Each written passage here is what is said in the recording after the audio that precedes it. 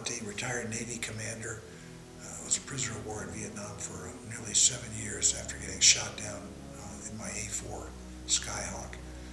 Through the vagaries of whatever, they named the center after my wife and me, although I told the governor at the time that if my old chemistry professor at Navy knew they were naming a building and had the words Galanti and education in the same title, he'd do aileron rolls in his grave. Every once in a while you hear of a good idea. And it was Christmas 2011. I got a call from a gent named Joe Bartow. He had an idea of hiring veterans, but this was something like I hadn't heard before.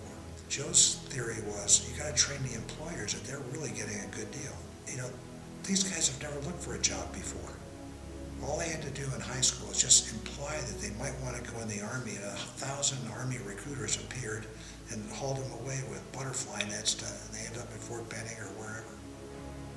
If they decide to retire here or get out of the service here, and we get them for employers, that's a big benefit to the Commonwealth of Virginia. Well, the primary purpose of V3 is to get vets hired and retained in good jobs. Our position at the state and working with V3 has been easy because Joe Bartow and TMG have done all the work, the heavy lifting on it. And we just reap the glory that comes out of it. Just in less than a year, we got over 850 veterans hired, which that sounds like it's an employment agency, which it's not. It's just making employers aware of what a good deal veterans are to hire. Normal hire, with the HR questions and stuff, there are a lot of unknowns that you can't ask the applicant, but if you're hiring a veteran, you know, first of all, they're probably loyal, they'll be a good employee, they're team players, they're probably pretty smart. They've screened on, like I said before, only 20% of young people can even qualify to get into any branch of the armed forces these days.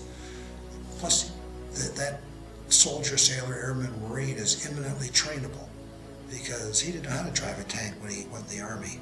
And he didn't know how to fly an airplane, or he didn't know how to do any one of them, how to field strip an M16 or how to engage in personal combat.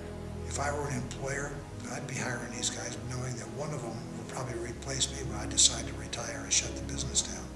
So for all the money that goes in to pay them, they're probably going to get more out of them than they will from somebody who's not as goal-driven. We're not a personnel agency, but thanks to the V3 program, just these lectures and the training sessions with individual employers, we've got employers out recruiting these veterans, actively recruiting them. I'm really tickled pink with the way that V3 has worked out so far in the short period of time that we've been doing it. One of the most rewarding things about this job is we are rewarding veterans for their service. You know, being an American just by itself is a pretty good deal. We really have a great country.